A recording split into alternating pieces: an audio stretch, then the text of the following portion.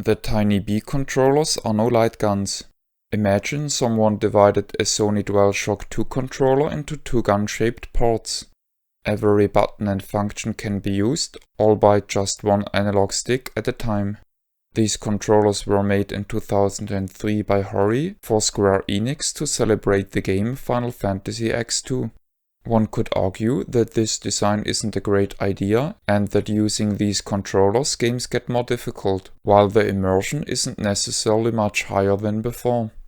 Yet, these are not the first pistol-shaped non-motion tracking controllers, and I doubt they will be the last ones. For example, there is the 1995 Demon Destroyer gun by Tech Systems, which was nothing more than an IBM-compatible joystick which connected to the game port.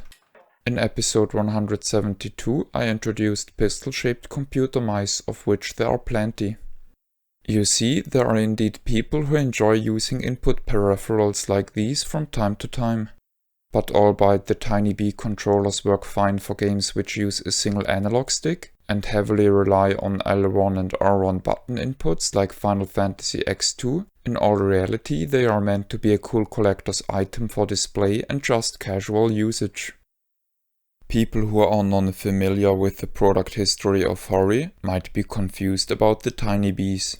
However, Hori made a rich variety of goofy specialty controllers such as the YY Trump controller and two kinds of dedicated Mahjong controllers. Among the offerings were also more immersive items such as two fishing rod controllers. Personally, I wouldn't consider the Tiny Bs to be in the same class of items though, as for the significantly higher quality. Hori made other specialty controllers which are mostly meant to be display items, but also happen to be fully functional controllers.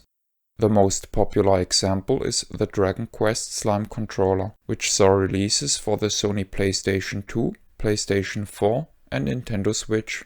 Also famous is the Onimusha themed Soul controller, which is shaped like a katana sword.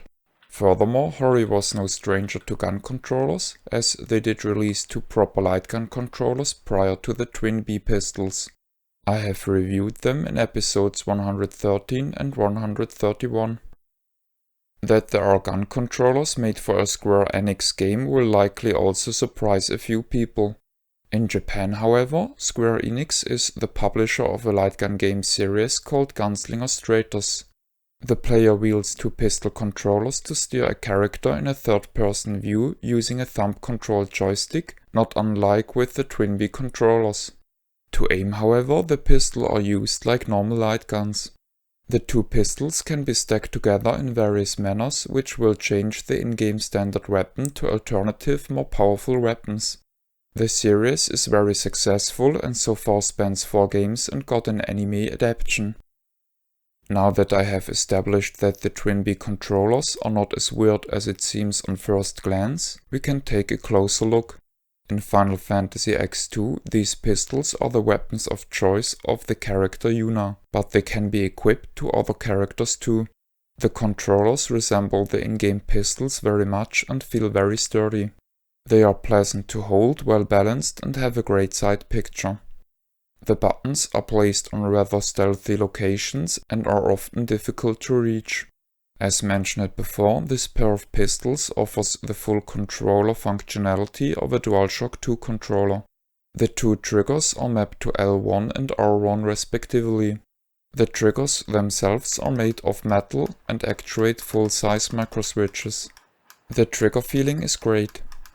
Of the two buttons visible on each side, just the back one is real and the front one is merely decorative.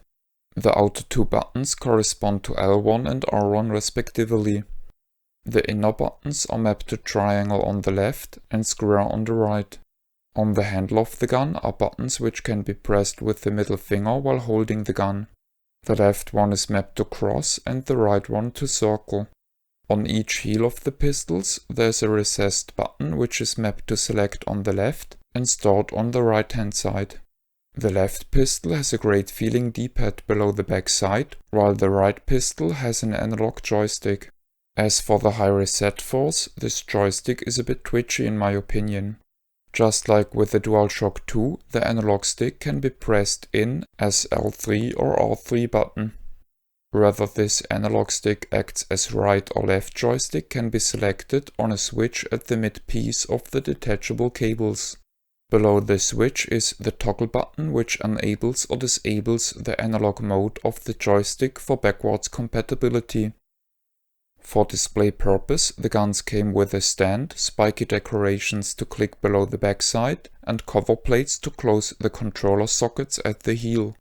I like all these items, but I have heard the stand was made from a thermodynamically unstable material, which since turned into sticky goo.